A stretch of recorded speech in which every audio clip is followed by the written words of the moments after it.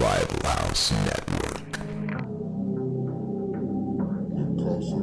And don't like the brags, I don't like the boast. They like hot butter on the breakfast toast. Watching flicks, talking chicks that like to motorboat. Can Riverman make it, yo, a check? Nope. So look at all these movies I got. Commenting like, should we watch them or not? And I know they just be acting for cash, but I still got one question to ask. Like, why'd he do that, do that, do that? If that was me, I'd be like, screw that, screw that, screw that. I'm an alpha, I'd eat through that, through that, through that. So why'd he do that, do that, do that? Hey, what's up, everybody? Aaron and Zach here. Merry December, I think. This is our Fuck Christmas. This is our very first movie of the December month in celebration of Christmas. Each and every year it gets a little harder to start picking movies to do because, well, you know, we kind of go through the good shit earlier on, obviously, as evident in the movie we picked today. Zach, would you like to introduce this pile of shit? What the fuck is the point of doing this show every week if this is the shit we gotta do? I'm surprised we haven't had... Well, this kind of fits in with our Hulkster exploitation, right? Or our wrestler exploitation, because we still got to do twin sitters. This is fucking right? retard exploitation. Now, I think there's... Santa with muscles is what we're doing. It's garbage. Yeah. I don't know. Well, you guys did High Noon at Mega Mountain, so you guys have contributed to the Hulkster exploitation, keeping them on the pulse. And I don't know if there's too many people that have done commentaries this movie. The only one I could think of is Chris Jericho on his podcast. He actually did a watch along with some friends to this movie. I think it'd be really cool if we outdo his. There's like 2 fucking people in the world that want to hear a commentary of this movie, and none of them listen to this podcast. So what's the point of this? I mean, I get it, but we're gonna do it anyway. I had some other ideas as well, but you picked this. You're like, hey, I guess we're doing that shit. You sent me a picture of this. I sent you some. I said, hey, I've got a list, and did you have any considerations? Then I sent you a picture of that saying this would be. I swear we've had Mandela effect. I'm like, I feel like I've done this in a past life, but I know we haven't. And then I asked you what we were doing. You're like, I guess we're doing that shitty Santa with muscles. What the fuck else we gonna do? I mean, there's Ernest Saves Christmas. There's the Goldberg Christmas sleigh, right? There's another WWE connection. There's let's just get this going so it ends faster. What's that Leslie Nielsen Mr. Christmas, that very Santa? There's all kinds of shitty Santa movies. All right, we're gonna get it going. I don't know where you guys can watch this. I don't know who would put up money to have the streaming on their platform. Is it available anywhere, Zach? Don't know.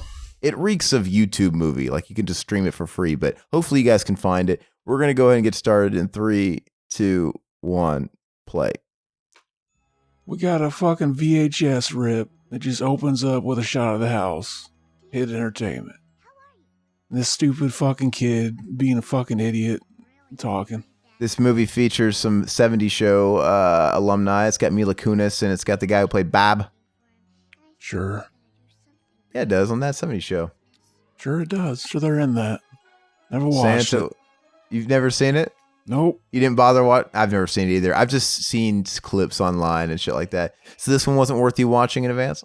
I didn't watch that 70s show. Oh, you never watched that 70s show? It's one of the greatest sitcoms, man. It's so much fun. Don Stark, that's the guy. Clint Howard's in this, so you know it's good. You know it's quality.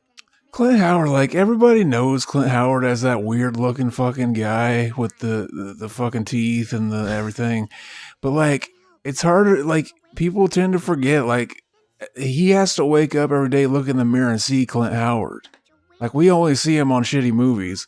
He sees it every day. Like he could be like at the grocery store, like looking for some, hamburger meat. And like they always have those fucking windows or those mirrors. And he looks to the side and he sees Clint Howard. I gotta feel bad for him. Yeah, so we should not give him too much shit because he lives with it day in, day out. Did you see Garrett Morris is in this? You know who that is? No. He's kind of like the anomaly. He's the only, I think he's one of the only original SNL cast members from season 1 that really didn't have much of a career. And he just kind of did like a lot of shit jobs and, bit work character parts, because you have these guys like Dan Aykroyd and Bill Murray came in the second season. You have John Belushi. All these people, especially that first season, Chevy Chase, they all went on to have careers. But Garrett Morris, like the one black guy in the cast, he just really never became much of anything. But you'll know him. He's a guy that would pop up in a lot of movies. Like, oh, it's that guy. fucking Hulk's hairpiece does better acting than him in this whole movie. He looks really skinny in this movie. I don't know what was going on with High Noon Mega Mountain in this movie, in this era. Why does he look so skinny and weird? Is this his NWO days, right? Where he had like the dark, I don't know, do the dye job on his eyebrows. That was like fucking 90s. Well, what year is this? 80 something, ain't it? No, dude, this is fucking 90s. This is late Hulk Hogan. I'm going to look it up. Fucking 96. 96, yeah. So maybe just before NWO era. I don't know if he joined NWO and shit like that in WCW yet. So talk about the setup of this movie, because it's the dumbest fucking setup of any movie that exists. I don't fucking know, man. Is he a guy that becomes Santa Claus? Is he like a special ops? Oh yeah, I forgot. You don't do your job, bitch. I had to watch this shitty movie. Fucking so this movie, it's the setup is fucking Hulkster. He's some fucking health guru, and he sells like fitness shit. And like right here, he's like this is his workout, and we're getting ready to find out like, oh, it's all just a fucking workout, and he's just trying to burn some calories. And then like basically he goes on a fucking like a little adventure where he's playing paintball with some friends, and he starts getting chased by the cops. And then he fucking like, he runs away from the cops and hides in a mall, gets amnesia by hitting his head, and then fucking thinks he's Santa Claus because he's wearing a Santa suit to hide from the cops. Oh, that's pretty dumb. Hey, that's Mr. Sprinkles for Mrs. Doubtfire. Oh, hello, Mrs. Doubtfire. And that looks like Seth MacFarlane. Fucking, this movie's garbage. Hey, you know what? Is that Papa John? That looks like Papa John. Pizza, the guy on the left there, the white shirt. I don't fucking know. Papa John's a real person. Yeah, he's a real guy, and he had that big scandal. Like, he was actually the CEO of Papa John's Pizza. He did all the commercials, like better pizza, Papa John's, better, that whole thing. Anyway, he had that scandal where I guess there was a recording that came out of him saying the N-word or something. I think, allegedly. And shocking. He basically got voted out of the board, and he lost his position and shit like that. And I think he's okay. I think he ended up just selling his shares or whatever, so he's living fat somewhere. It goes full fucking circle because the Hulkster had the same tape come out. Maybe they should fuck each other and film it and call each other the N-word while they're fucking each other. Which I don't know. I get it muddied up where that happened. Was that during this? Yeah, it was during the sex tape in Bubba the Love Sponge. Yeah, that was, like, he just, like, is that something he calls out while he's coming? Like, fucking, like, that's problematic, Hulkster. I want to say the footage was when, after he had done the deed, he was kind of getting up out of bed, and you see his, like, tanned ass, his orange fucking copper tone ass. And he looked like a fucking, like, his skin, like, it looked like a fucking, like a stick of deodorant whenever you pull it. Like, is that Crispin Glover, Is that Crispin Glover? No. Amazing. Is that him, the chef? It kind of looks like him. That's not him, though. There's no way. Sorry, I didn't mean to interrupt you. You look like a stick of deodorant whenever you take the clothes off. Fucking like his tan lines. But I remember him getting up out of bed and him just like talking. That looks like Crispin Glover. And I guess him looking at his phone. I guess he had missed a call while he was fucking pounding his best friend's wife. And he's just nonchalantly saying, oh, it's Brooke. She's dating some N-word, I don't know, something. He said it very nonchalantly. It did kind of sound like he uses it from time to time, doesn't it? The way how fucking cringe. And it's funny because in this movie there's scenes where like him as Santa Claus has a black kid sitting on his lap. We all know what he's thinking at that black kid sitting on his lap now that we've heard the inner workings of his mind. Tell me exactly what do you think he's thinking. The inner workings of his mind are an enigma. What was he saying in his mind? He's saying the N-word. We all know. But yeah, so hoping that the kid doesn't grow up and fuck his ugly daughter with that big black dick of his. Fucking pound that ass. Brooke Hogan looks too much like her dad, man. Amazing. I just fucking shat on Brooke Hogan. She didn't do anything wrong. She just got the same genes as this fucking ugly chud of a fuck. Well, it was his son Nick that had the bad press when he killed his friend in the car, and then he got out because he's a rich kid. Mm-hmm. He got out of it scot-free, and then of course like the parents were pissed, like this is fucking dog shit. I mean, they were all a bunch of rich kids from Miami, but still, yeah, he got a slap on the wrist, and I think he was driving recklessly. I think they were driving some kind of fucking turbocharged something. He was probably going like 130 miles an hour. But his negligence, his acts got his friend killed. And what did he do? Like, he served like 2 weeks in like a country club facility, like a correctional facility. It was nothing. And at that point, when you're that rich and you have nothing to worry about, you might as well just start jacking off in the fucking, like, in the jury whenever you're there getting sentenced. But I remember what are they going to do? He made it worse though when he was talking about how he served his time and shit like that, and he was literally like in this cushiest country club for a couple weeks. It was dumb. It was like a bed and breakfast. It was so stupid. I was completely fucking just memeing whenever I was shitting on fucking Clint Howard's looks. Like, if fucking Clint Howard is the pimp, I would fucking kill to look like Clint Howard. Fucking Clint Howard, he gets all the pussy. I mean, I wonder who does fuck Clint Howard. That's a good question. I'd like to see his... Everyone. I'd like to see his, scorecard. His porn. I'd like to see his porno. Look, this is how it works. Like, as long as, you're just having a whimsical little get-together with your friends, you might be, like, running away from the cops and on a high-speed chase and shooting paintballs at them. But as long as it's paintballs, it's like, it's just, like, all fun and games. Like, hey, he'll just get a slap on the wrist after this, I guess. Like, are we supposed to feel sorry for this fucking idiot? Like, that could have just killed people, shooting paintballs at their windshield. Yeah, well, look at that. Another movie where they shoot a shotgun. Perfect holes. And it makes huge fucking big ass holes. That's amazing. That's how guns work. So what is it he did exactly that the cops are chasing him? I don't understand. He was just getting his workout on, right? What's the crime? He's fucking, he's speeding and shit. Fucking being retarded. How many calories does speeding burn? I don't understand why he's doing it. It's fucking stupid. This movie's fucking retarded. You had a birthday recently. What'd you do, man? Fucking hung out with family, babe. Yeah, just hung out. Did you guys have anything? Did you have a cheat day? Did you go eat some donk pizza? Did you get any presents? What happened? Nothing. Just hung out with family. Gotcha. What about Thanksgiving, man? What'd you do for the holiday? I didn't do anything because I'm celebrating it today, I guess. I'm going fucking somewhere later. Oh, why didn't you tell me? We could have did this yesterday like I pitched. You said you might have planned. I would have, I didn't do anything yesterday. I was busy all day yesterday still. Oh, okay. I just figured it was the holidays. I was going to make a video kind of like in the vein of Riverman because I picked up some Black Friday stuff over the last week. So I was probably gonna make a video kind of showcasing some of that stuff. I didn't go crazy or anything like that. Speaking of Black Friday, which Friday do you think the Hulkster is the Hulkster's least favorite Friday? Caucasus Mountains Friday. Yeah, no, Black Friday for sure. He hates the black people, I guess. Fucking Hulkster. He was all fucking hanging out like I think it stemmed from that time fucking what's his name called Hulkster the N-word on the fucking WWF. Booker T? Who called Booker him T? Yeah. I almost called him Booger T. That would have been better. Booger T. That should be a fucking meme. I feel like I've seen this guy too before. Yeah, you see him in this shitty movie.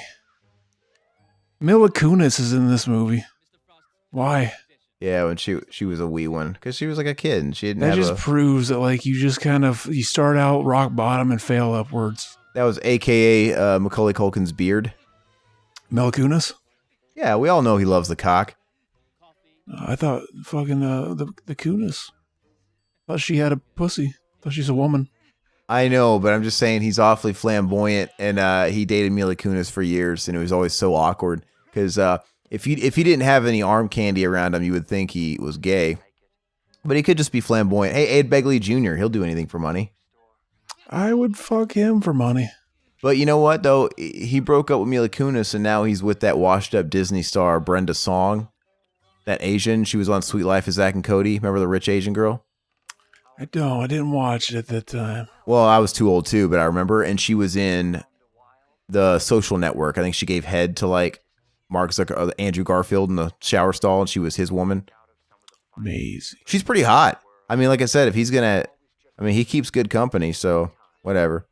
Fucking all the people in Pizza Underground are hot too. I don't know what the rest of those fuckers look like. Fucking sexy. Hey, it's that guy from House Guest. Seductive. The wine connoisseur. In Biodome. His Biodome. best movie. His best film. And he's in Desert Heat. Desert Heat. Fucking, he just failing upwards again.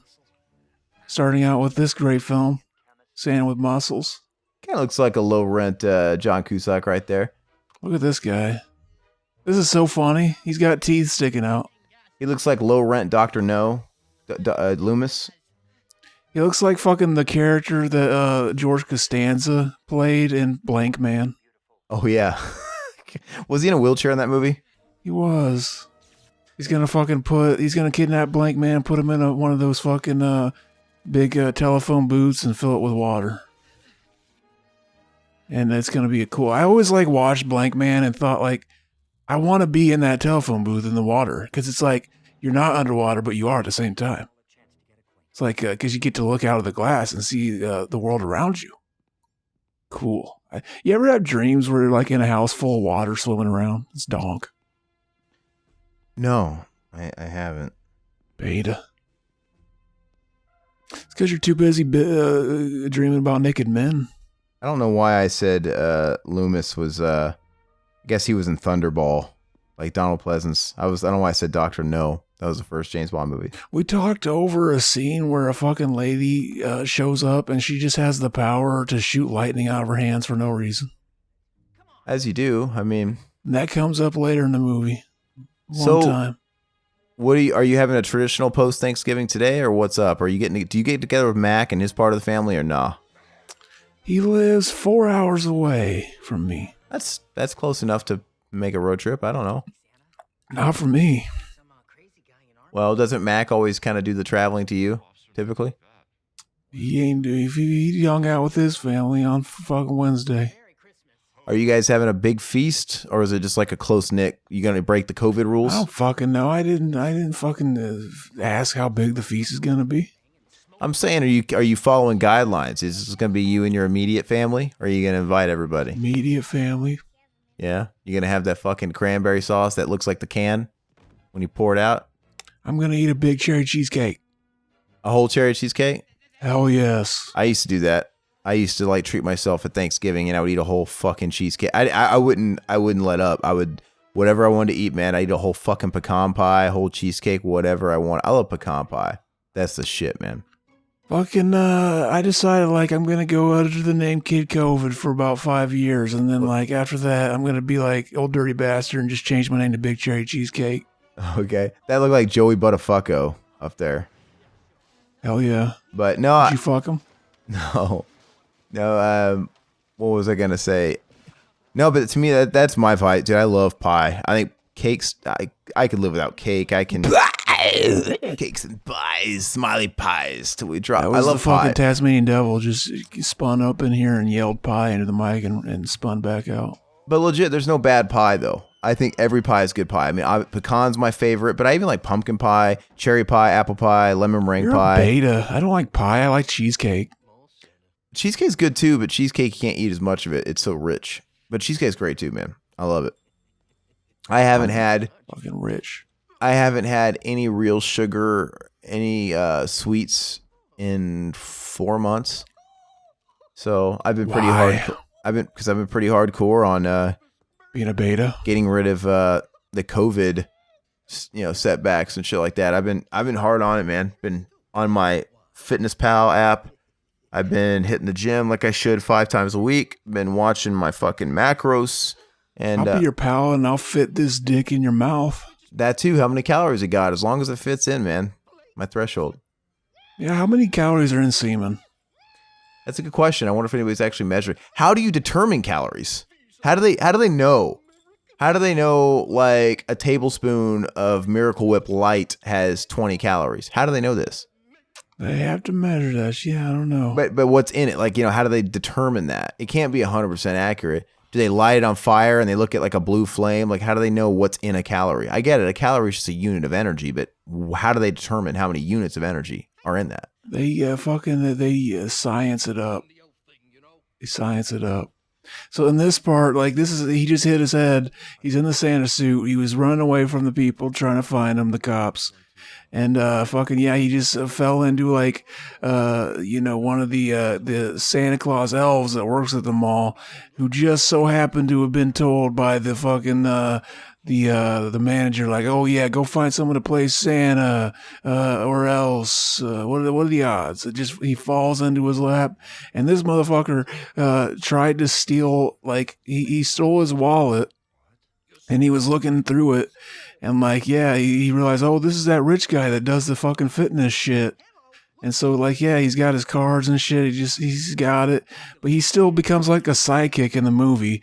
And it's just like, wow, this movie, like, we're supposed to like the fucking the sidekick. We're supposed to like the fucking Santa Claus. Like, they didn't make him very simple. I mean, it's stupid. Sounds dumb. It is dumb.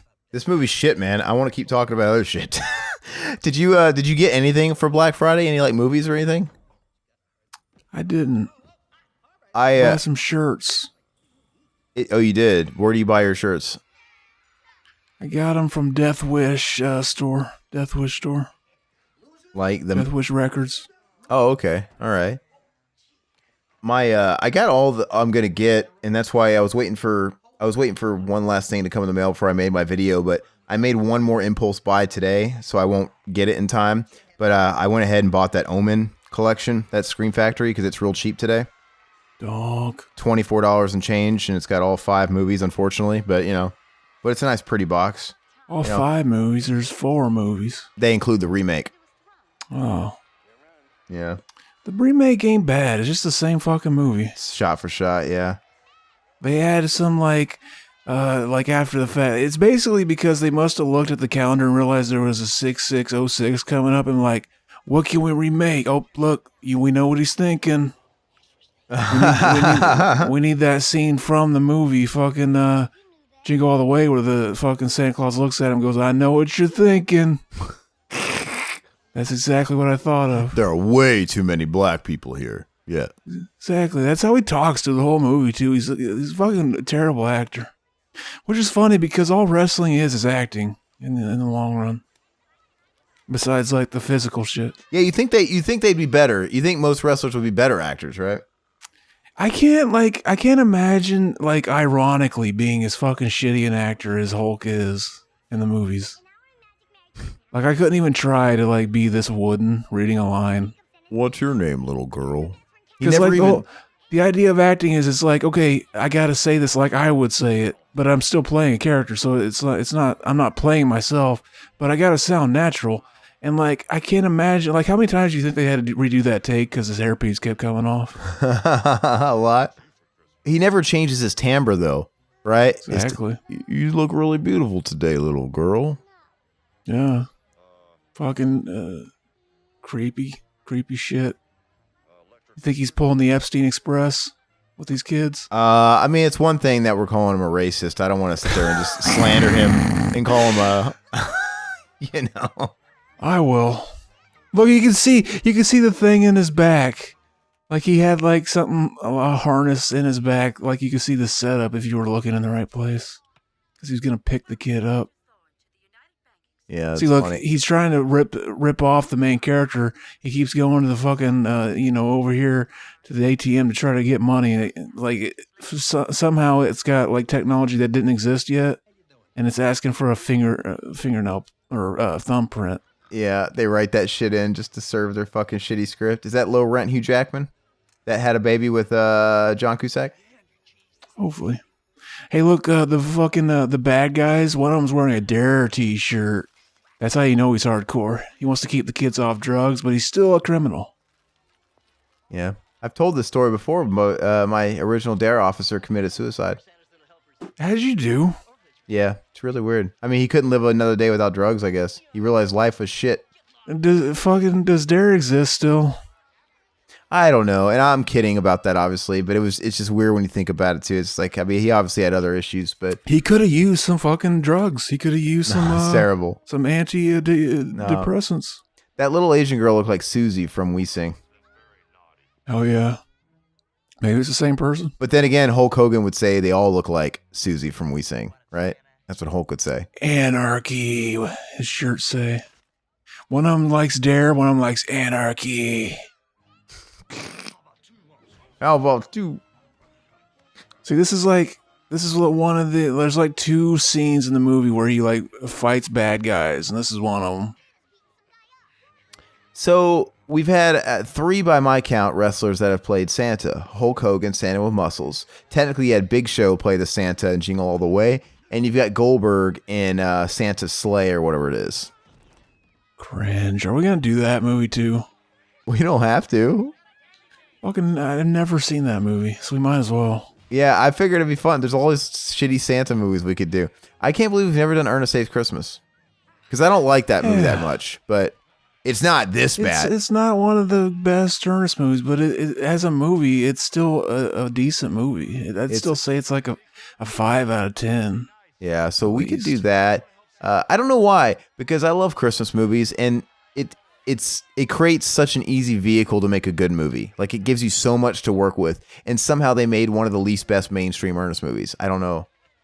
Oh yeah, but goes to show. What is it about Ernest? What is it about that movie that makes it not as good as the others? Is it because he shares so much of the screen time with that girl? Like, he's not the main character. You know what I mean? it doesn't feel like an Ernest movie. It feels more like they had a Christmas idea and just shoehorned Ernest into it. Actually, Yeah, because that orphan or that girl, whatever the fuck she is, she's such a driving force. And then you have like those little elves, and you know what I mean? Ernest usually doesn't have quite that kind of ensemble, right? He's usually hanging out with little kids, which is creepy, but they're not leading it. Or you have Ernest Goes to Jail, where it's just basically him, and you have the antagonist, you have Mr. Nash and all that shit. It just feels different. It feels like more of an ensemble type of movie. And then you have Santa, and it's a main character too. There's just too many people sharing screen time, right? It feels like if Ernest Scared Stupid, Ernest Goes to Jail, and all that bullshit were Jay and Bob Strike Back, Ernest Scared Christmas is like Dogma. Dogma's great. But I'm saying Ernest Saves Christmas is like he's reduced to like a Jay and Silent Bob side piece character, right? A supporting role. Mm-hmm. That's what it feels like. What if they made like a new kind of Ernest P. World character that's always hanging out with kids, and then like fucking just like out of nowhere, and like part 5 of the series, he fucks one of the kids, and it just keeps going. Well, I always figured in an alternate universe somewhere, Ernest P. World was Freddy Krueger, right? And all the parents fucking ganged up on him, and Eartha Kitt fucking set him on fire because he was fucking all the kids, and he comes back to wreak havoc in their nightmares. But like in my universe, he would just fuck one of the kids, and the series would just keep going. Nobody would acknowledge anything. What's weird about it? I always thought it'd be really fun if I was really, really rich, just throw money away and hire all these actors and make them go through the Freddy makeup and do professional photo shoots or like screen tests, just so we can have that footage. I would love to see Jim Varney. I mean, if he wasn't dead, we'd obviously have to reanimate his corpse. But can you imagine Jim Varney like in the full Freddy Krueger getup? Amazing. Pauly Shore would have to get that treatment. I don't know who else you could do it. Those are the 2 biggies, but the Reeves. The Reeves could do it. You'd have to get, speaking of the Reeves, Alex Winter, I want to watch that Zappa documentary that just came out on VOD. But VOD. That's a VOD. That's a total sidestep. But yeah, it'd be fun He makes documentaries now. I mean, he has for a while, but yeah, I want to see. And what's funny is, and I don't know a lot about Frank Zappa. I obviously know of his impact, and I like a lot of musicians that are inspired by him, but I never went down the fucking rabbit hole of Frank Zappa's music. It's obviously very kind of off the wall and stuff like that. But it's that kind of artist where I'd like to get my feet wet with just watching a documentary about. So you're gonna Tappa the Zappa. I guess you're so. You're gonna fuck the shit out of that hole.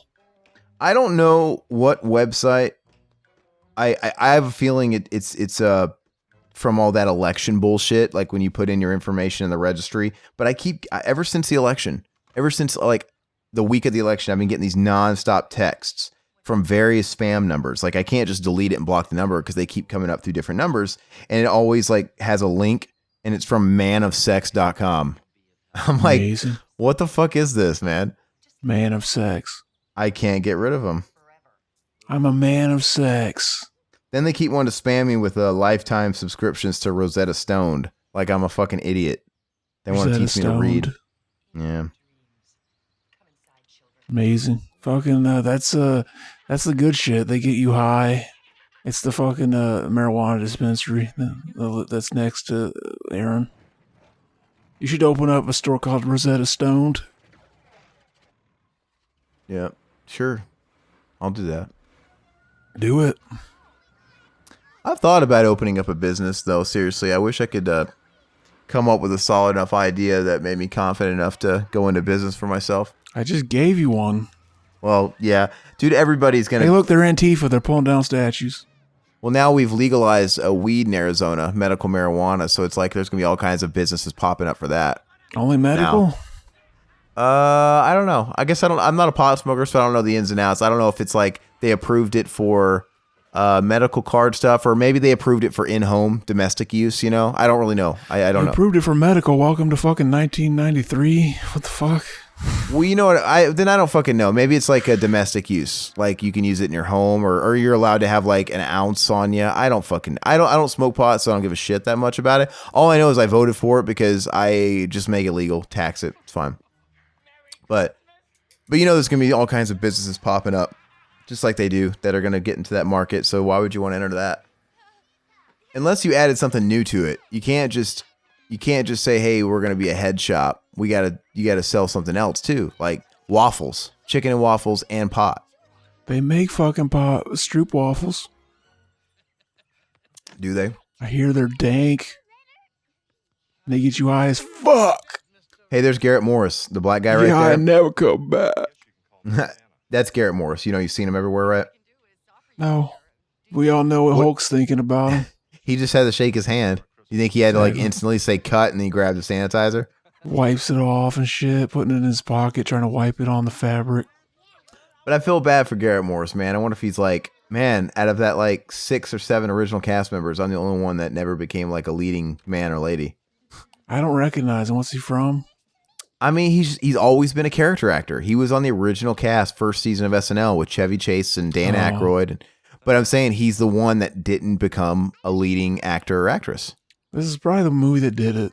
They're like, oh, don't hire him. He was in fucking Sand with Muscles. Well, I mean, this is 1996. He was in SNL in the 70s, right? Oh. But he's a character actor. You've seen him in a lot of shit. I'm going to see if I can pull up his resume here. Fucking Mila Kunis. What a bitch. See, I thought I'd say something completely, like, not cool because she's a kid.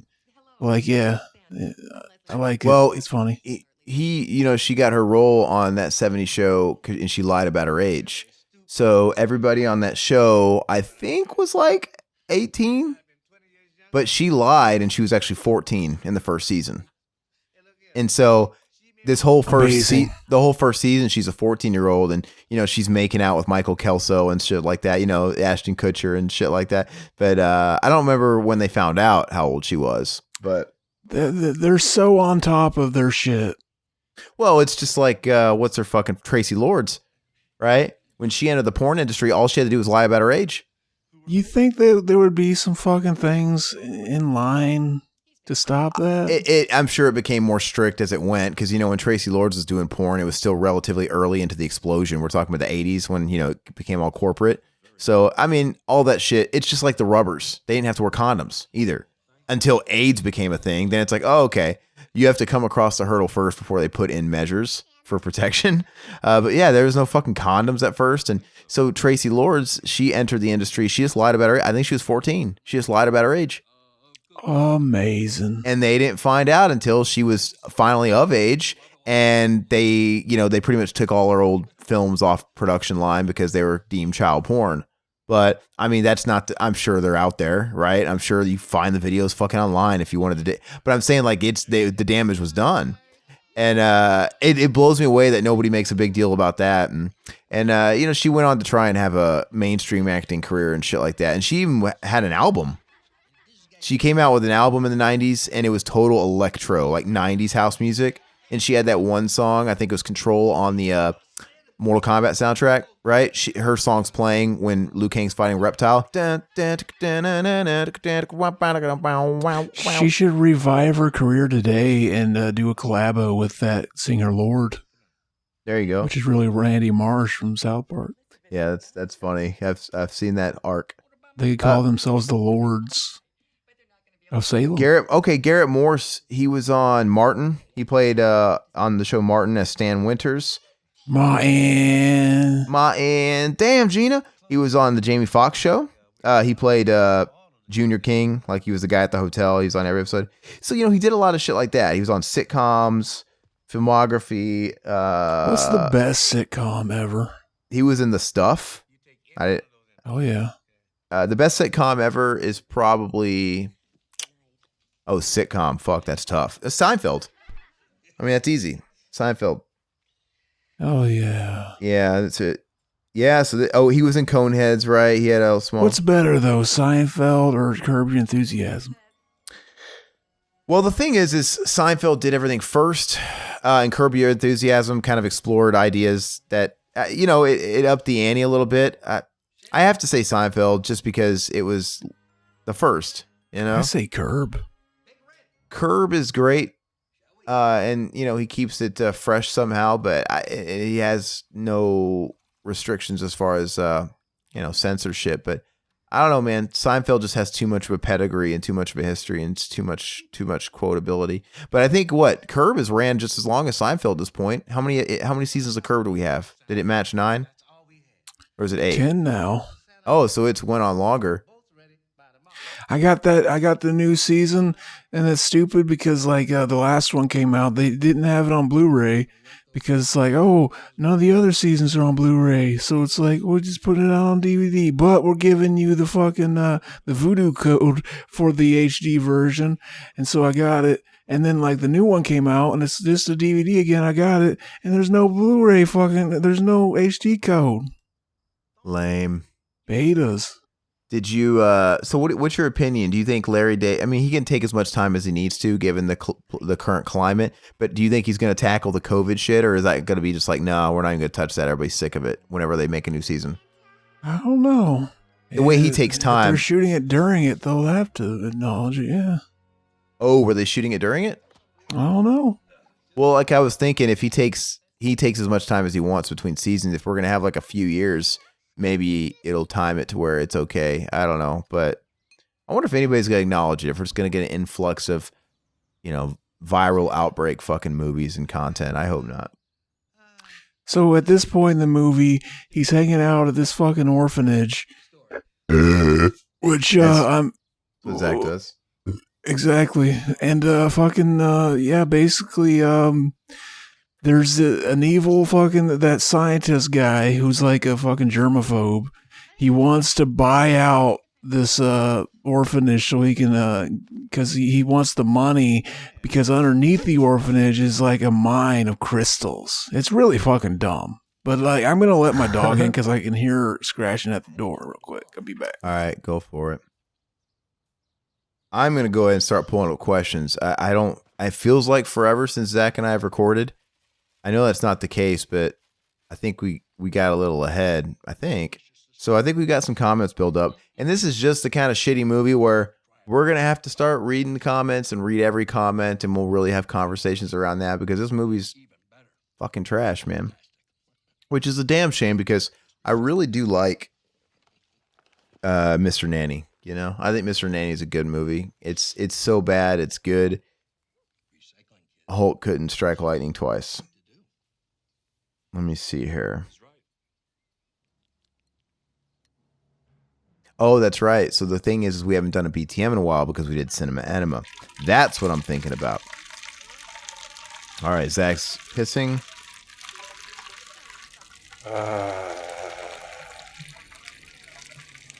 He's drinking jizz, dude. Look at it. He's drinking a cup of jizz on the movie. Oh.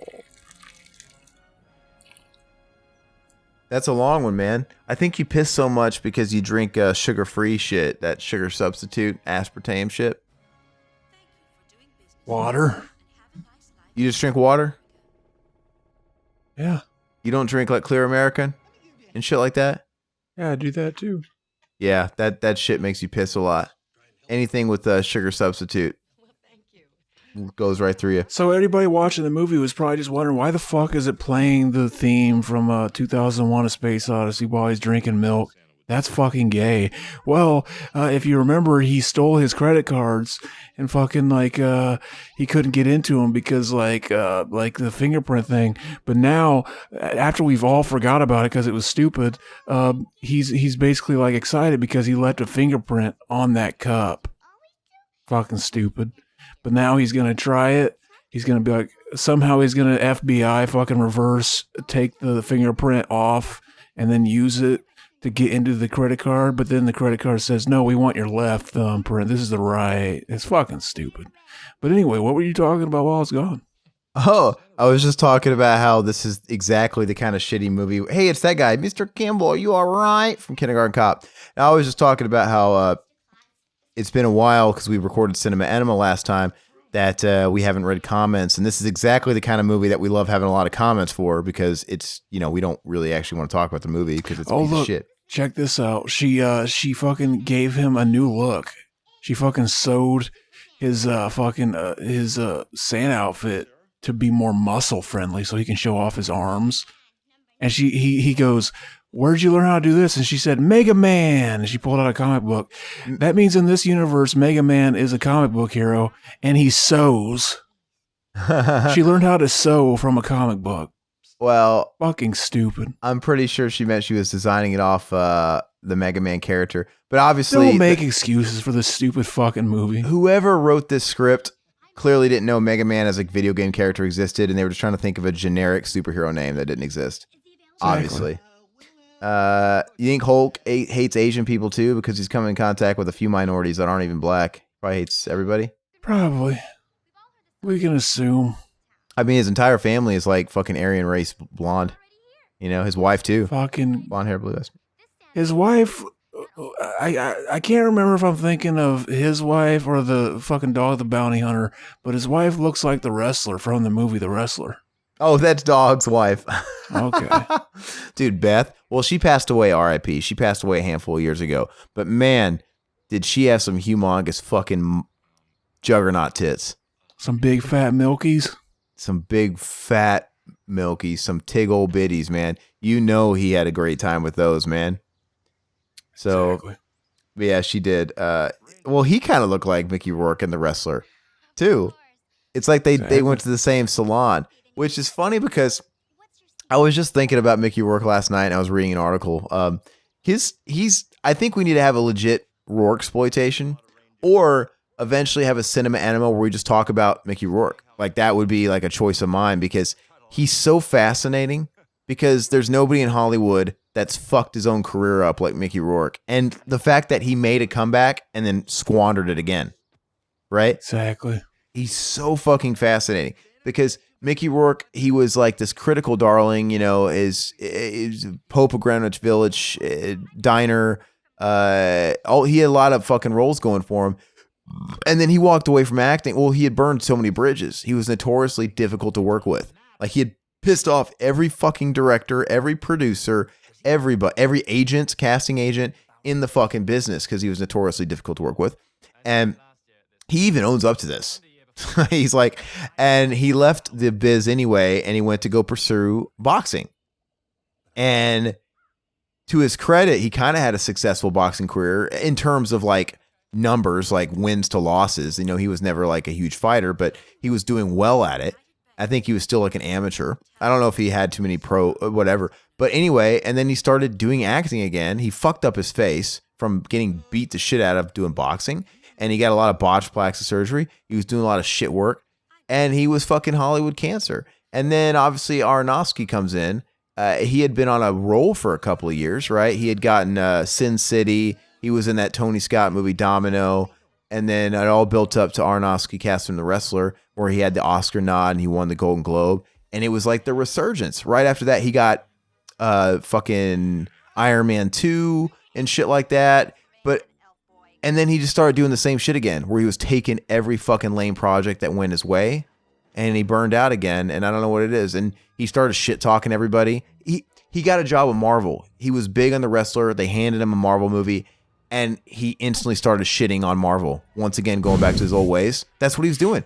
He was promoting. That's smart to do. Like the biggest fucking franchise seller in the fucking industry right now. He was promoting the movie and talking shit on him because he was being a baby, saying like, they fucking they cut all my fucking scenes. Like, it's like it's hard when you put your heart and soul into something, because he trained. I think he fucking like trained in Russian for 3 to 6 months to really get like the dialect down. He there was a lot more to him, and he did all his prep work. You're still getting paid, Mick. I know, and so he felt like they had cut. It's like, it's not called the Mickey Rourke movie. It's Iron Man. Like, he's a villain. If I was him, I'd be like, yeah, pay me all this shit. I'll do whatever you want. Cut all my scenes. That way I don't have to be fucking known as the guy in this stupid fucking movie. But I think, obviously, I think there's a reason why he never showed up. The Marvel Cinematic Universe should lock you in for life. Nobody dies in the Marvel Cinematic Universe. And I think he just ended up getting like incarcerated. He should have came back, but they're like, no, Mickey Rourke, fuck that guy. He was shit. He bites the hand that feeds him. That's always what he did. And I think that was the downfall of him again. And then he started taking all these shit jobs, and he was just shit talking them. Like, there was an interview where he's talking about, you just did a movie with this, and you were just in this is what he said. Oh, you just did a movie with 50 Cent. He's like, a terrible movie. Yes. He's like, oh, terrible movie. He's like, it's not. Is it even out yet? No, it's not out yet. It probably won't be out because it's so fucking bad. And he's like, oh, okay, do tell. He's like, well, you did a movie with Megan Fox and Bill Murray. And yeah, and that's also trash. Well, he said, like, I wish that movie was fucking 50 Cent's face because I would shoot it with bullets. And he was just shit talking all these projects he's doing. And 50 Cent is like, remember that game he had, Bulletproof? Yeah. It should have been called like Bullet Absorbent. Yeah. I remember, it's kind of sad because he was going back on everything he said when he was getting all this hype for The Wrestler. He was talking about how, I can't believe it, but I think I got another chance again. Before The Wrestler, when he was kind of getting work with, I remember Sin City and Domino. He was on the press circuit for Domino, and he was being pretty candid. He's like, man, I don't have any more shots in me. He was acknowledging, I fucking pissed off. I fucked over my career. The fact that I'm, able to be in a project like this. And Robert, he's like, I don't have any more shots after this. Then he got The Wrestler, and he was acting like he got this shot, and he was grateful. And it's like, you know what? I've now realized that you can't take shit for the paycheck. I have to do stuff. I have the second chance. I got to do stuff that I'm passionate about. It can't be about money. The Wrestler, all shit was a huge success, indie shit. And then what does he do? He gets Marvel, and then he fucking bites the hand that feeds him, and then he starts taking every fucking thing he can get, knowing, okay, God, I fucking did it again. I might as well work while I can and put some money back. And then I think he just went back to boxing. Like, he's an old fucking man. He's like 150 pounds. He's like shredded and skinny. He looks terrible. I don't know. Chewed up piece of bubblegum face. He's just, God, there's something fascinating about people that just self-sabotage. Fucking dank. I don't know what it is. Because he was kind of a redemption story, too. Because everybody was rooting for him because he kind of was like the real life wrestler. It mirrored his own life, right? Because he was real depressed. His dog died. His wife left him. The career turned his back on him. He fucked up his face boxing. He was like homeless. Like, I don't think he had anything. And he got this shot, just like Randy the Ram. And the motherfucker, you would think he was a junkie, but I never knew him to really be on drugs. But he's got that like junkie that attitude where he just destructs his own life. He's just too fucking cool. He's just fucking. He's playing life on hard mode. No, he really was. See, we would have praised fucking Marvel.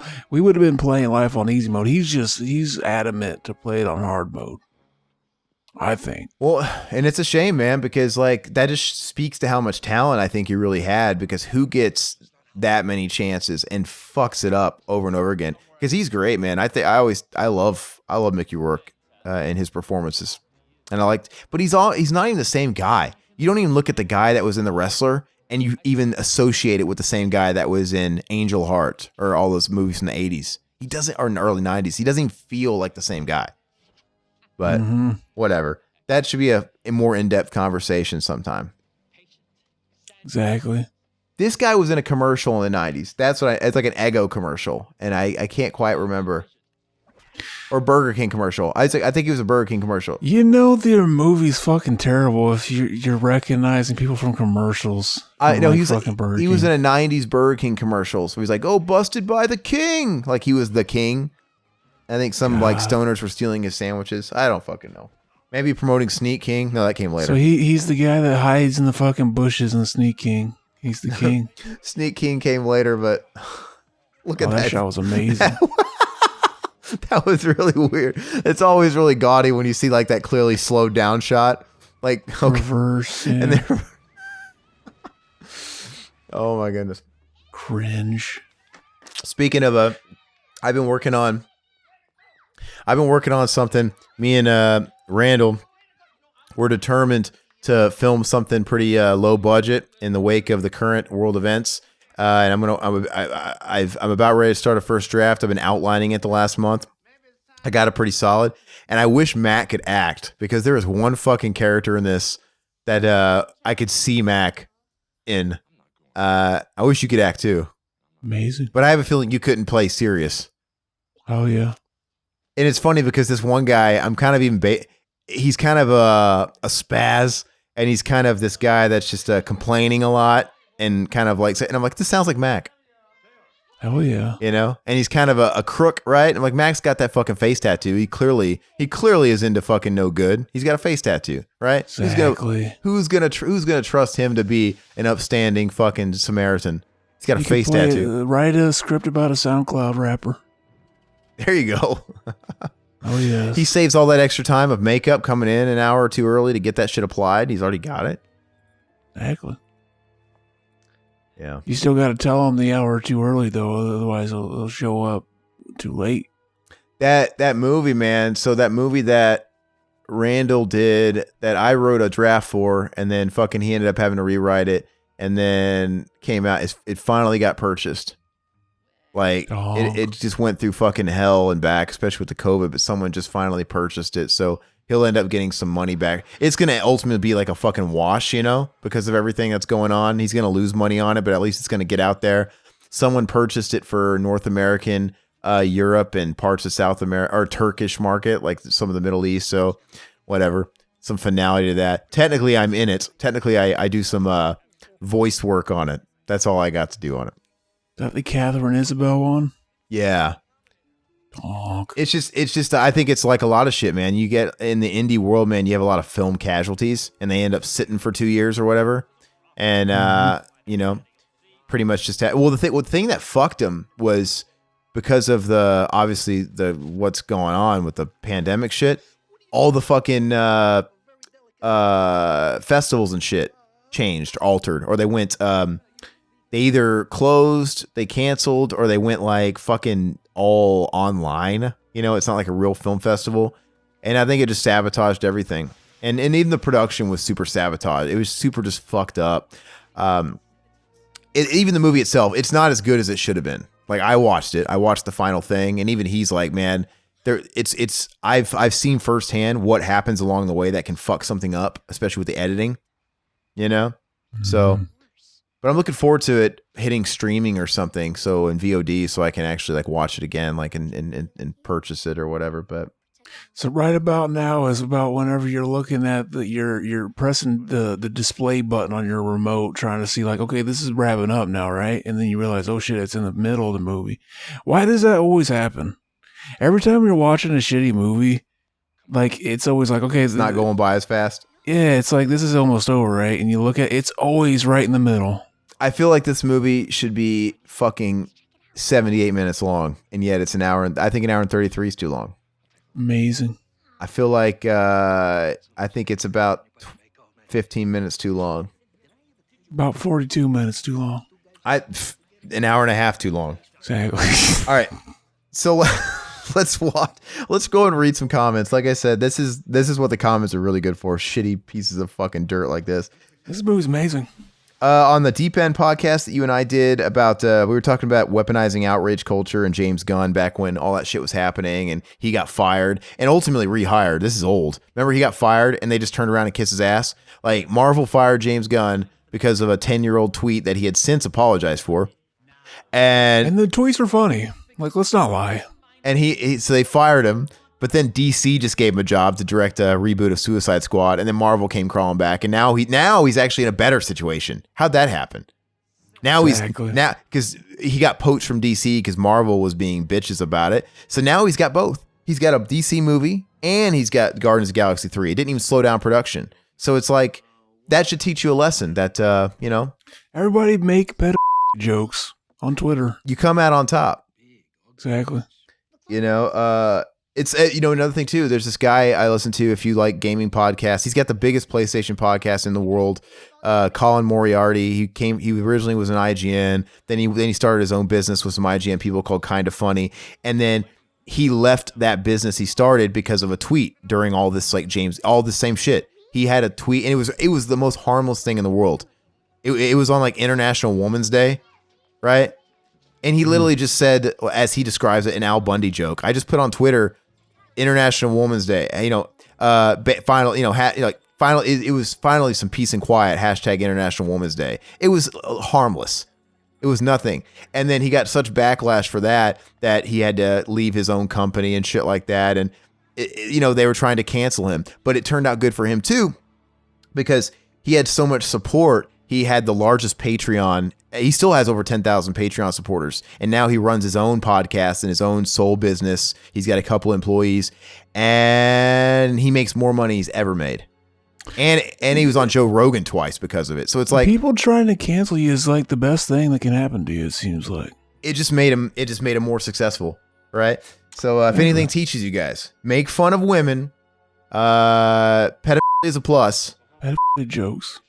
Jokes, not the actual act. Please. Don't. Exactly. But I think we're going to have some bleeping to do. Anyway, the deep end. This is Sam Lombardo. His comment on this episode was, the entertainment industry is totally trash. I got kicked off the only casting website because I didn't warn actors my script had offensive content, quote unquote. One of the actors who complained even admitted they loved my script, but they were too scared to be in it because of the political climate. Yeah, it's a shame, man. It's crippling creativity. It's crippling art, and it's going to dictate projects that get scooped up and interest shown in because of that.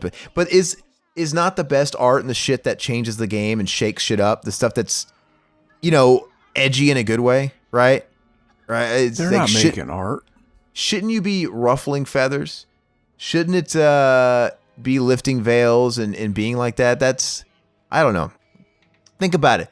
At the height of the PMRC and the video game fucking shit in politics, Mortal Kombat ratings board, basically at the height of that Tipper Gore bullshit of what the fuck are your kids watching and playing? Is this shit too violent? What the fuck? What comes out? Quentin Tarantino. Right? Saying seriously, this shit burst shit. And Quentin Tarantino came out at the time when all that shit was such a hot topic, and he comes out and he glorifies and fucking stylizes overt violence. So seriously, I don't know. I'm thinking about like going ahead and doing everything I can to get canceled now. We should go against the grain. And I think Sam Lombardo, I didn't know you were into writing, but I think we're on the verge of a renaissance. And I felt that way for the past 5 years. And now with the whole, situation with real world events, I think it's solidifying it. I think this is the catalyst. I think when this all is done with and over with, we're going to have so many creators out there coming out with new ideas and the limitations we have now, because this is going to kill cinema. This is going to kill the theatric experience. And you're the industry. Way too positive. Like you think like nothing different's going to happen, man. I think the industry is going to have to adapt. They already have. A lot of these big studios have adapted to VOD, and it's just going to be a new format. And I just think that the limitations and the indie film market and all the lack of money and resources is going to make people be more creative, hopefully, and we'll have some people really come out with some shit. I would love to see it sort of get grounded again and it be more, let's have some indie people get noticed. Let's actually have a good script. People are, you'd think people are tired of sequelitis like crazy. They're not. They're going to go watch Marvel until they fucking die. 4 Marvel movies a year, 4 Star Wars movies a year. People keep coming up and showing up, but I feel like it's got to hit a turning point. People just have to get sick of it, and we have to have that new original classic. And I think it's a matter of time. So I would say keep grinding. That's what we're doing. I mean, we're trying to create something that is budget. We're just saying, fuck it. Look, there's no money. No one's going to literally, there's not going to be any money to throw around. We're going to make something that we can fund ourselves even be. We're going to spend $30,000, $40,000 on a movie. We're going to film it with the resources we have. We're going to do as guerrilla as possible. But as long as when you're limited on resources on what you can do visually, you got to make up for it with story. You got to make up for it with tension, and you got to make up for it with good characters and good dialogue and great actors. I just thought of a great plot for the movie. We should make a mockumentary about a guy who sets out to fuck a gorilla because he wants to see if like the inside of a gorilla's pussy feels like a human pussy. It's not a terrible idea. I mean, they made a movie about a killer tire. You know, Exactly. why can't we make a movie about that? But like every time he tries to fuck, you know, a gorilla, like as soon as he sticks it in, they start beating his face to death. Like they beat him to death. It's like, and maybe he has like special powers where he can come back. Like I need to try to fuck another gorilla. There you go.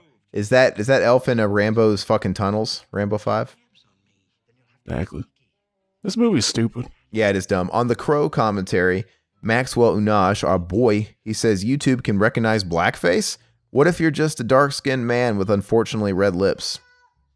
Hell yeah. It's a good point. Well, I'm definitely a white guy, but I have unusually red lips, so I could see it that way. What if I mean Obama has purple lips? Obama say, would you fuck Obama? No, but you know what? After he came prematurely and fucking before I was ready to go, I would just like shake my head like, thanks, Obama. Oh yeah. Thanks, Obama. You would be an inconsiderate lover. As we all will be. Yeah. So Maxwell Unash, we're going to read some comments on career opportunities. We got a lot on this one. Was this the last one we did? It might have been, or the Crow was. Anyway, career opportunities. Maxwell Unash. You said, why wasn't there an onslaught of superhero movies right after the 1979 Superman movie, considering that it was Star Wars level phenomenon and was hailed as the greatest superhero flick of all time before The Dark Knight came along? Those who prefer the slashers of the 80s and detest the Dawson's Creek Dimension films horror movies of the late 90s may waterboard me with this. Hold on. They might waterboard me with semen and skin me alive for saying this, but I thought that the first two I Know What You Did Last Summer films were very well done horror movies. While the gore is tamer than a Disney film, good characterization, cinematography, and some genuinely surprising twists and turns make up for the fact. If you liked the first Scream and Final Destination, I would recommend them for a commentary. Well, they got Jack Black in part 2, so eventually I'm sure Zach will want to do it. That's the only reason to watch it. Yeah, I think as far as that, I was just talking about this today, but I think as far as the 90s Dawson's Creek horror, The Faculty is tops. Right. Dank film. It's definitely dated to the period, but it's got a great cast, and it's a very, very much a homage to like the old sci-fi movies, you know, alien invasion. It's like very Body Snatchers. It's very The Thing, you know. It's got a great supporting cast. It's got that fucking idiot from H2O selling coke out of pins. Is it really coke? It's just like homemade fucking meth dust. I don't know what it is. Yeah. It's like some weird, just some crank. Let them tweak. Let them tweak. Ishmael Premier on career opportunities. He says, I don't know if you guys remember, but I was the one who recommended this little hidden gem. Also, it's cool hearing some of Aaron's stories again, just in a more rebooted format with new details. You know, it's I'm just like Hollywood. I run out of ideas, so I rehash the same old shit. Exactly. But no, man. So it was you, Ishmael, that movie. Thanks, I guess. Oh yeah. We saw fucking what's her name's Big Fat Milkies. Yeah, that was the highlight. Well, I mean, the highlight was her riding the fucking mechanical horse. Mm-hmm. That's it. So I just made it my screensaver and called it a day. I didn't have to watch the movie. But no, we appreciate you requesting it, and we're happy to do that shit. Will and Mass, excellent podcast. I need a drink of water. It's gonna be a long one. Look at Beta. A real man didn't need a drink of water. Oh! They played it like 3 times to try to make it sound more intense. Because like all they could get out. No, Hulk, you just woke up and like you thought it was all a dream, but then you realize you're still wearing the stupid outfit the kid that read the stupid comic book Mega Man made for you because you read Mega Man. Yeah, and they just got one and they had to repeat it because that's about all they were going to say. Oh! All right. Will says, we all know the crowning achievement in John Hughes' career was when he wrote Flubber. Dancing Green Goo, 10 out of 10 material right there. John Hughes wrote Flubber. I love him now. I remember seeing Flubber at the Dollar Theater when I was living in Omaha, Nebraska. And me and my brother, we never really got to see movies that much, but my mom dropped us off to see a dollar movie. And we didn't even know what we were going to see. We just kind of like had to pick something while we were there. And we didn't know what to go see. And we're just like, we watched this whole group of Asian people who were clearly in town on business. Like, they had suit and ties and they weren't speaking any English, Japanese guys. And they were walking towards the marquee and they just all kind of go, oh, flabba, flabba, flabba, flabba, flabba, flabba. Amazing. And so I'm like, all right, well, we're going to go with those guys because it seems to be really popular. And it was amazing, right? I don't remember. I remember being so-so. I don't remember a whole lot about it. What about his sidekick, the girl who's a robot? She flies around looking like a GameCube or something. I just remember the flubber coming out of Christopher McDonald's asshole. No, it wasn't. Yeah, it wasn't. She looked like a GameCube. She looked like a boombox that my sister had. That was what it was. Yeah, I don't know. I would rewatch it just to see what's up, but I don't. I just remember thinking it was at the time. Oh, it was amazing. He says, hearing Aaron and Zach's work stories is a reminder that everybody starts somewhere. The first job I had was at a local Little Caesars. I was fresh out of high school and needed to make money to save up for college, junior college at the time. In the 4 years I worked there, I made friends, had my highs, and I had my lows. During the sophomore year in college, I had a boss similar to the one Aaron had during his stint in the Italian restaurant. He was a pushover who scheduled me for days. I normally didn't work since I had college to focus on, but he didn't care. I think you mean you were the pushover. So he was he was steamrolling you is what he was doing. Of course, I was like Aaron and said yes to whatever he told me to do. So I was a pushover too, I guess. He started, not a lot's changed. He started to get to me and I was becoming a shadow of myself, an emotionless machine who did nothing but make pizzas. Luckily, he left. We got a new manager who was someone I knew and I got my life back on track. In 2019, I left my job at Little Caesars and for the better. I realized there's more to life than making pizzas and breadsticks. I traveled to Missouri. Not really. Yeah. Well, I mean, eating them, that would be more. Yeah. If you're going to be a machine, you might as well be a pizza making machine. That's the best machine. I traveled to Missouri, he says. I had a great time at Crypticon and then went on to finish my final year of college writing for the college newspaper. Kudos to y'all for accepting my request, asking to prank call the Little Caesars I used to work at. I laughed my butt off. I don't even remember how that went. I don't. That's amazing. As of this writing, I'll be starting my new job at Belk soon. If nothing else, it'll keep me busy until I find the chance to step my foot into the world of journalism or do something that makes the most of what I'm capable of. Hell yeah, man. Fucking, he's going to be one of those fake news writers. Mac and Zach are going to get on board with him. We're going to get him to put all our subliminal messages in his news stories. No, fuck yeah, man. And you're 100% right. Everything is a stepping stone. You don't cash in on your big dreams overnight. You got to fucking work. And it doesn't come at the same pace as everybody else. You can't compare yourself to anybody else. I think that's the worst thing people do. And it's a big problem these days in the age of social media and Snapchat and Instagram and this sort of like virtual life, this virtual standard everybody kind of like sets for everybody. Just because somebody is fucking living large at 25 doesn't mean you can't obtain what you want at 35, right? Just because you're a filmmaker and you've turned 40 and you've never had a break doesn't mean you still can't make your fucking Citizen Kane, your fucking 2001. You know what I mean? Amazing. You're fucking Santa with muscles, if you will.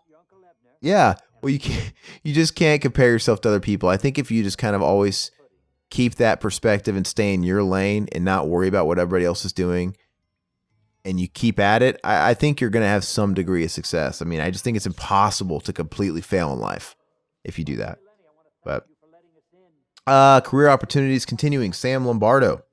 He says that picture of Jennifer on the horse makes me think it would be the greatest 80s movie ever. For the holidays, I suggest you guys do To Grandmother's House We Go. It's about the Olsen twins running away from home at Christmas and then getting kidnapped by Rhea Perlman and Jerry Van Dyke. Sounds amazing. I actually told him I've seen this. I have seen this movie, and we could do that. You know, it'd be a great movie. Like, if we could go back in time, make the fucking Ashley and Mary-Kate Lawrence movie where they get kidnapped by Epstein and forced to fuck grown men in a pizza parlor. I like how you said Mary-Kate and Ashley Lawrence. Isn't that their name? There's no Mary-Kate and Ashley Olsen. Olsen. Why did I say Ashley? Because Hellraiser. Lawrence? Yeah. Hell yeah. Ashley Lawrence is donk. I did the same thing when I was talking about all the Ernest movies earlier. I called it Ernest Scared Christmas because I was getting so fucking tongue-tied. I was like, yeah, look at this Ernest Scared. Because it's like, dude, what the fuck? We're only human. It's going to happen. That's what it should have been called. Ernest Scared Christmas. But no, I would do that movie. I remember it. Ernest Christmas Stupid.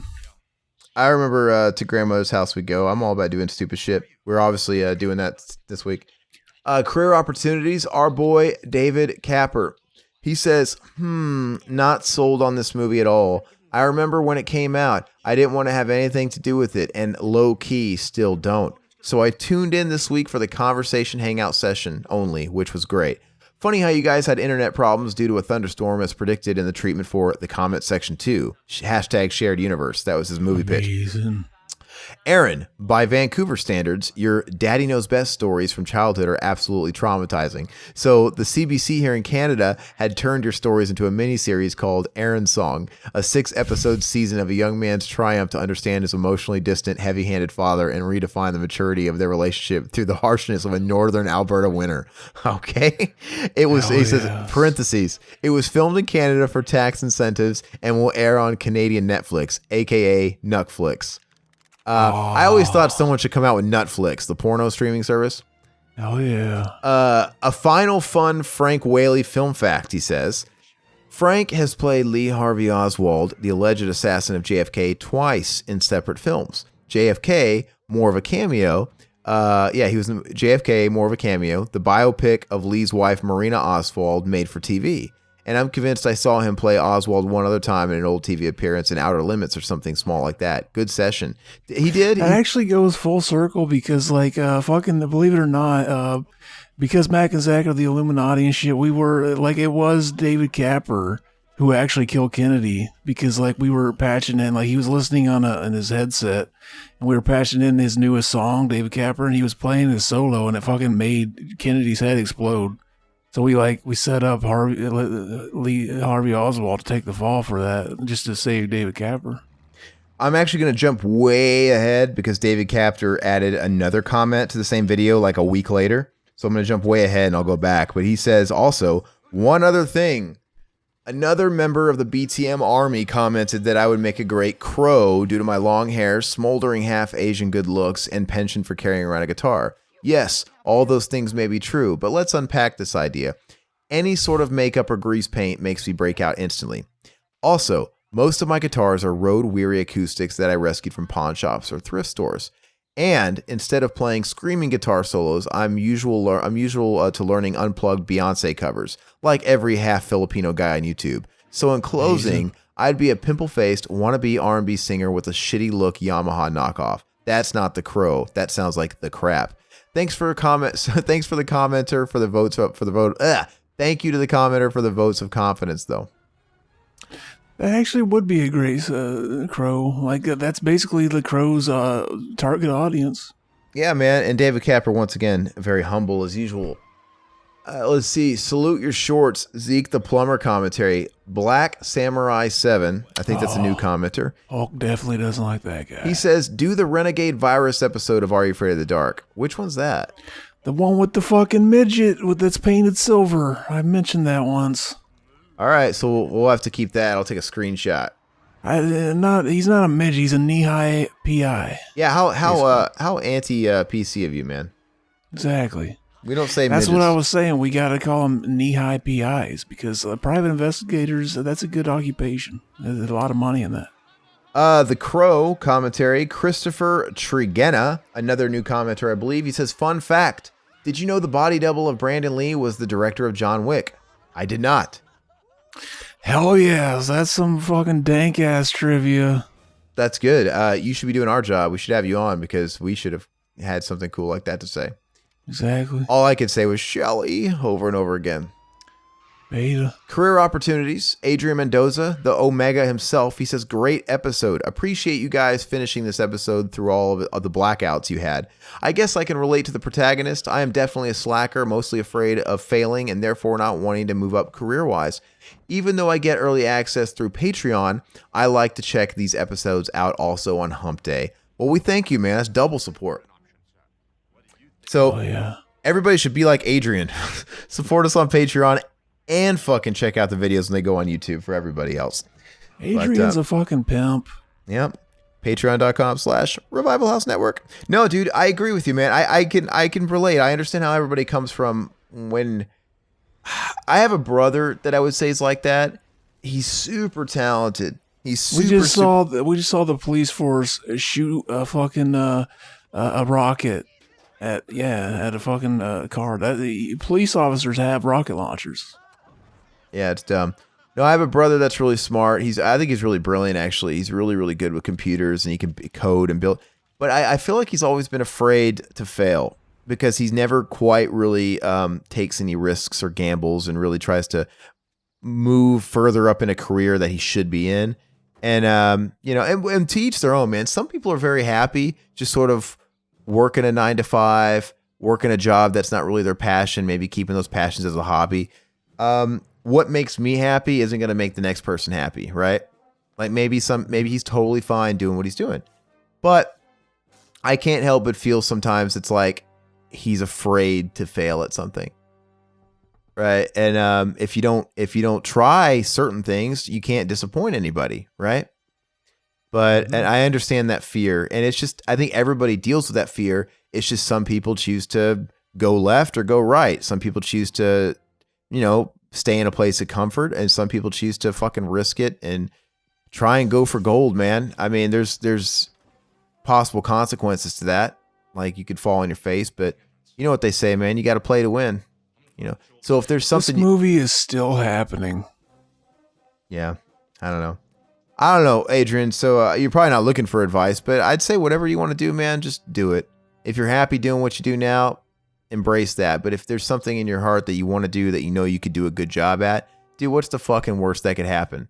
You fail and then you go back to doing something what you're doing right now. You know what I mean?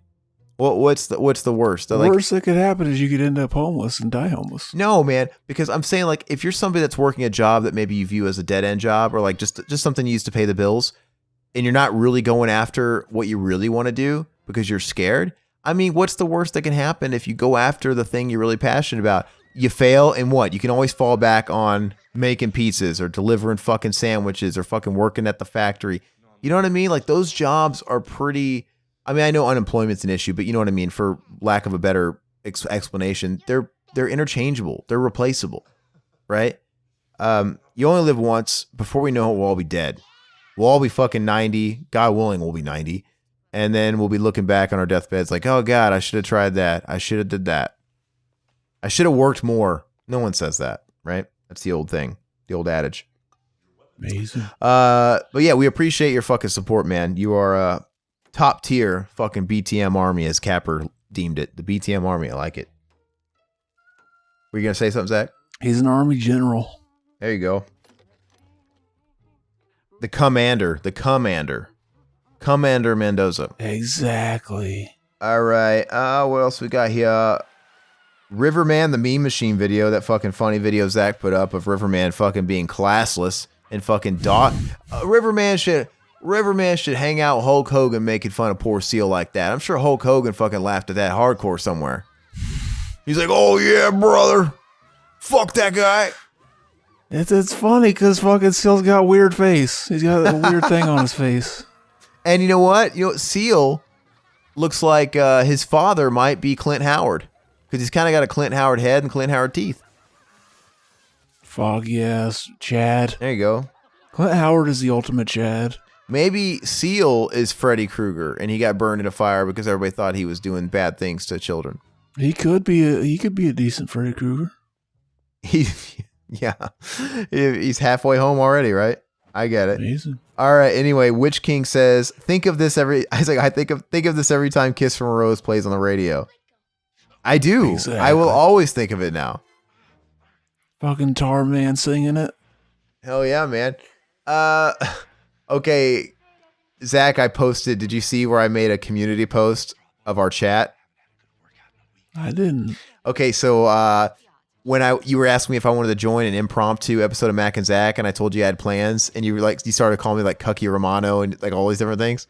Oh yeah. I thought it was really funny and pure Zach, so I took a screenshot and posted it for everyone to see, and everybody thought doxed me just to show everybody that Zach is Zach, even off recording. Like when we're not doing the podcast, he's Zach, and I'm like, this about sums it up. And everybody was like, yeah, you got some comments. Everybody's like, LOL, Zach. Everybody was adding their own fucking spins, Cucky of the Corn and shit like that. Amazing. So yeah, so you're a hit. Cannibal Holocaust. A guy by the name of Aaron Dewan. This guy does not deserve my name because he just simply tells us to fuck off. As you do. And he's one of those weirdos that spells his name Arron. Everybody always misspells my name like that. How many people have you met that spell their name Arron opposed to Aaron like mine? Why would you assume it's Arr? Like this is so much more less common. But he's Arr Martin. I bet he gets really annoyed when people call him Aaron, like people do me, because he doesn't even have two A's in his name. It's Aaron. AR-15 Ron. But anyway, he says fuck off, so we shall return the sentiment and say fuck off as well. Fuck on. Fuck off and thank you for the hit and probably the dislike. Thank you. I appreciate it, really. I really do. Career opportunities. Let me see how this is going with the time of the movie. Look at these comments are doing a great thing. Look at that. This movie is still going and it's got 16 minutes left. Hey man, there's credits there and these comments are helping us out. So you guys have our back. We love it when we have these comments. They save our asses. Career opportunities. Jake McClake 2. This is a really good comment because it's critical and it's somebody that was really like talking about the movie and it's respectful. And I've never seen this commenter before, so thank you, Jake McClake. Jake McClake 2 says, these guys saw many important things that are in this movie, but they failed to put it together to see what the movie was about. The movie does not explicitly say what it's about. He says, these guys mention that Josie, quote unquote, pretends to be interested in the one crook. They mention the story ends in quote unquote Hollywood. Of course, they know the movie title is quote unquote career opportunities. If you watch the character Jim Dodge, he is pretending throughout the movie. Because of this, he is known as the quote unquote town liar. Career opportunities in Hollywood. Characters known as tease and town liar who like to pretend. Come on, guys, this movie is about acting skills. What? Oh, is that interpretation or is that like a real thing? Is that just his? The fact they ended up in Hollywood is perfect for them because they're both acting, basically. So you can look at it that way. So she's a tease, like is it someone that's like a casting couch? One's a tease, one's a town liar. They're both acting. I guess. I mean, does that make the movie better? Makes it amazing. I don't know. I still didn't. It's a piece of art now. I still didn't like the movie. But no, I appreciate you painting that picture for us because like that's a take we wouldn't have seen because yeah, we were kind of busy just kind of like shitting on it to really unpack what was going on. But we were shitting on it even though it's an okay movie. Like this is a shitty movie that we're watching now. It's like a 5. It's like a forget it. I don't know. It is what it is. But no. This movie's so bad, I'm just like, I'm on Vudu looking at movies for sale now. Yeah, no, exactly. We have it's on Cinema Enema. It's on our Unforgiven episode, but since it's very general, I'm going to read it here, and it's timely. But basically, James L., he says, Happy Thanksgiving to Aaron, Mac, and Zach, Riverman, the GOAT, and Josh, and to all of you beautiful bastards in the comments. So, happy Thanksgiving to you guys, man, all you fuckers. Hopefully it was a good holiday. And I'm interested in what you guys maybe picked up. If any of you guys got any Black Friday cheap movies on the sales and shit like that. I know I wasn't trying to spend any money. I know Riverman was texting me every day of like certain deals and shit and stuff he was buying. And like I said, he's got some videos up on the Patreon and I'm going to make one too. But they had some good deals, man. I'd be curious what you guys all got. So at this part of the movie, fucking Hulk finds out that this guy, who he's this bad guy that's the germaphobe, the Hulkster, and that kid used to go to this fucking orphanage when they were kids. And like, oh, they were best friends as kids. And it's just, it comes out of nowhere. And that's how he like, oh, we used to be friends, bro. And then like, it's all coming to this fucking final fight in the fucking underground crystal lair. So they need to steal some of these crystals because they can tell you whenever the critters are coming. They glow green. As we find out in Critter's Tree. With Leonardo DiCaprio. Fucking shit, man. Stephen Jeffries talks Friday night. The interview with Stephen Jeffries all the way back from 2012. Rafael Jimenez says, yeah, the original Friday Night is the best. About that movie he mentions, Mr. Hush, I would like to see it. Let me see if YouTube has the trailer. Steven looks like a nice guy, Evil Ed forever. I don't know how you could hear him mention Mr. Hush because the audio in that video is so shit. You know, it's like back when like nobody really knew anything about anything, and I think Lush and Riverman went there to this busy. It was the first con they covered, so you don't really realize the kind of noise like that's going to come through. And it's just kind of before, like they didn't have lapels or anything. I think they were just using a phone and they were talking, right? Like I think Todd was probably holding a phone up from like fucking 5 feet away, and they were just talking, trying to cut through all the background noise before we had a mic. But people still comment on the interview. They really like it. That sounds cringy. Why do we still have that up? I don't know. I mean, you could hear it, you could understand it, but it's just, you know, when you come across those, apparently he did. You know, yeah, you can, but you know, when you come across those old school interviews on YouTube and they're like that, a lot of older videos are like that have been around for like a fucking decade. You know, it took a while for regular Joes to really figure out, oh yeah, we got a mic shit, we got to do this and whatever, loud spaces and, all right, let me see here at Cinema Enema. Well, I guess, no, the rest of them are Cinema Enemas and some Mac and Zach shit, so I'm not going to read that shit. But, oh yeah, fucking Mac and Zach, we just put out our second Patreon episode exclusive, and it's for the movie called The Pit, and it turned out really fucking good. Like, I was really happy with it. It was funny as fuck, I thought. That's cool. I'm sorry, when's that going up? It's up right now. Awesome, man. That's Patreon exclusive. And we also want to remind people, I think we put it on Cinema Enema, but not on this show, that Zach and I decided to do the entire Ash vs. Evil Dead series for Patreon. So I don't know when the first one's up, or if it is up, or if it's going to be up by the time.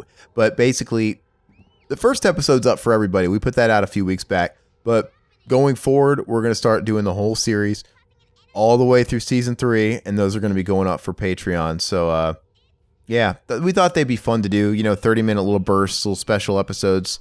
Yeah, so little bursts of cummies. So, I don't know, Zach, by the time this comes out, is there anything up right now, or should we tell them to wait, or? Yeah, I'm not sure. We'll see, baby. Yes, might be busier because of the holidays. Yeah, but I'll tell you this though: when we're going to be recording these, they're short episodes, so like 30 minutes long. We'll be doing 2 or 3 in a session. So eventually, we're going to get into a rhythm. We'll get into a better rhythm with them, and yeah, those will be just for you guys. So a lot of incentive to join the ranks of Omega and support us for like less than a cup of a black coffee, which is, by the way, Hulk Hogan's least favorite coffee. Exactly. Yeah. Fucking racist fuck. He likes his coffee Aryan. Exactly. Fucking pussy just drinks milk, basically. See, look, now that lady with the fucking powers for electricity, I think that's coming into play now, but both times I watched this, I was so disinterested I wasn't paying attention. Yeah, I don't know. This movie's shit. What did you give this movie when you watched it? I'm pretty sure if you took a shit into a fucking like plastic case that houses a DVD and then just like took the shit, like let it form in the spindle so that it's shaped like a disc, take it out, put it in some kind of Blu-ray or DVD player, it would probably be better than this. This is like some House bullshit. House is a fun movie. This is like the end of Critters. They're gonna fucking push that button and it's gonna put the house back together. Have you seen, I'm surprised we didn't bring it up. I mean, have you read anything about the Hulk biopic they're doing? No. I can't wait to see the whole section where they talk about making fucking Santa with muscles, though. I hope it's good though, but it's supposed to be like a real dramatic biopic. Chris Hemsworth plays Hulk. You know, amazing. But I can't remember who's directing it, but I'm all about it. I think he'd be a fun biopic. Sometimes I think biopics are a bit of a cop out just because they end up being so watered down and shitty, and it seems to be so hip right now to do biopics.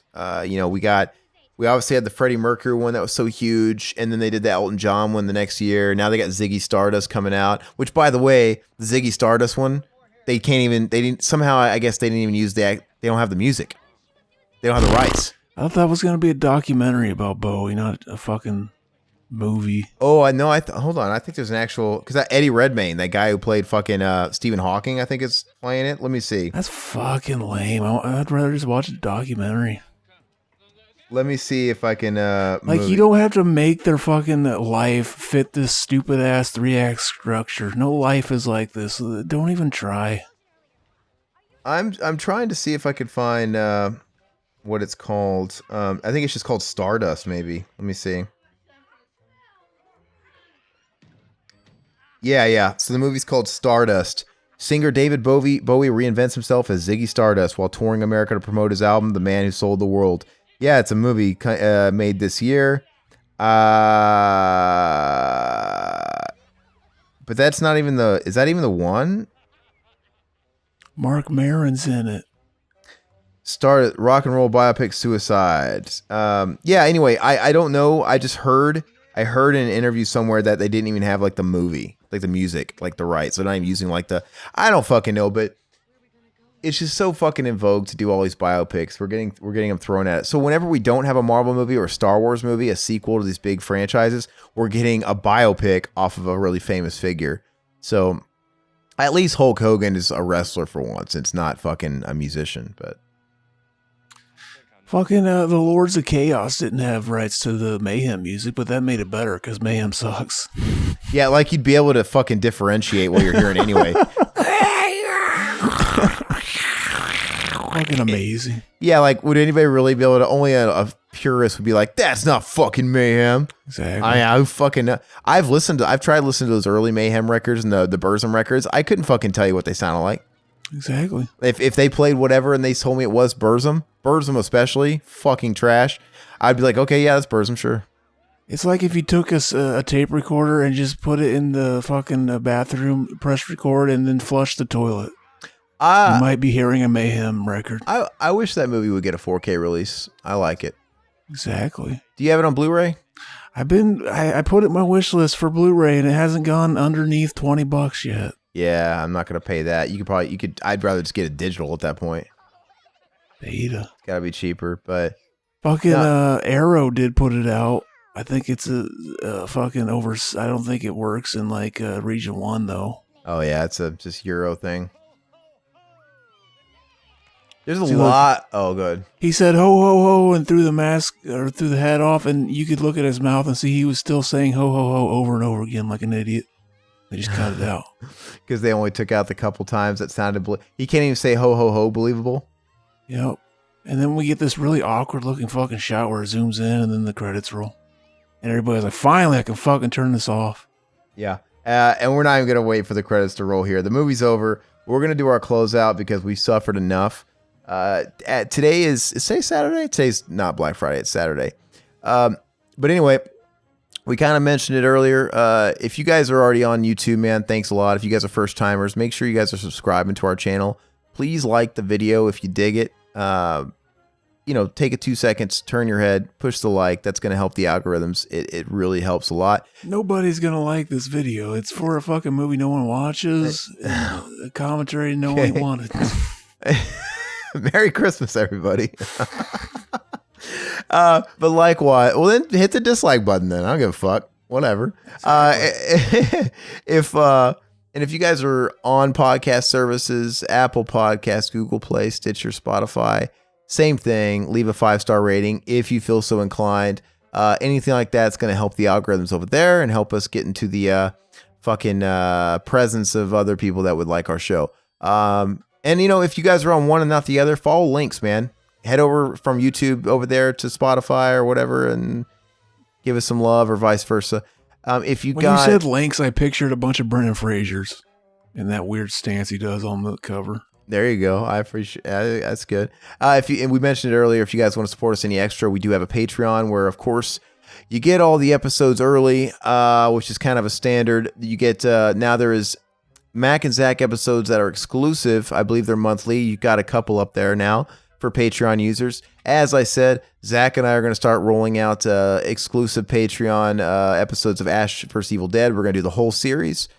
And there's some pickup videos from Riverman. I'm going to put up a video here. I'm going to make it this weekend. Just kind of going over all the shit that I purchased for Black Friday. So we're beefing it up. Lots more content. And if you guys do have it already, get the Patreon app if you don't already have it, because it's awesome.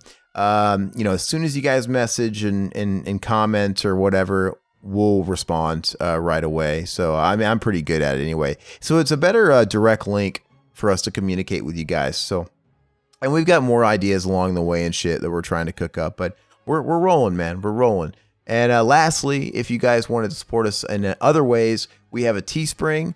If you guys want to like wear some fucking sweet swag, some swag, bitch, we got some BTM shirts. We got some Revival House Network designs. We got Mac and Zach Save the World. We got Cinema Anima shirts. We got even some shit you don't need, man. I think there's some Revival House socks in there. Who the fuck wants that? Should we make a cum junkie shirt? You can. If you want to make Would anybody buy that? I don't know. Hey, let us know. So here's the thing. We can make these designs, but you guys should like let us know. We should use this as our platform for talking about designs, and we'll see what they say. Right? Oh, yeah. Because we don't want to like pollute it. But like, for example, Zach has an idea for a cum junkie shirt. If any of you guys out there would buy that, let us know. Let us hear it, and then we'll cook up a design. Like if you build it, they will come. Pun intended. Junkie. Look, we didn't finish this quick enough to not see the fucking the credits all the way. We actually watched the whole movie. That sucks. Yeah, that sucks. All right, well, let us know what you think about all that shit and Zach's weird off-the-wall t-shirt ideas and support us. But if not, if you guys are doing all you can, we appreciate you listening for the free feeds. It's all we can ever expect, and we thank you so much. Let's cross that 5,000 sub goal. Merry Christmas to us. Merry Christmas to you guys, and here's to a hopefully a better December, man. Hopefully we got some better movies. Hopefully it's only up from here, from this movie. You got anything else, Zach? Fucking All right, bye puppets. End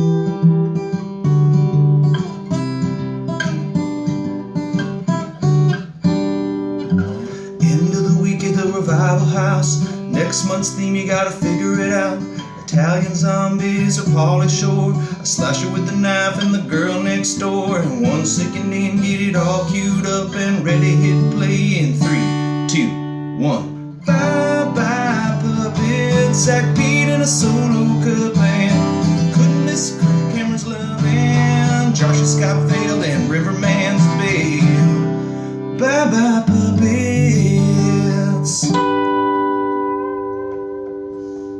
Sounds good, like this country used to.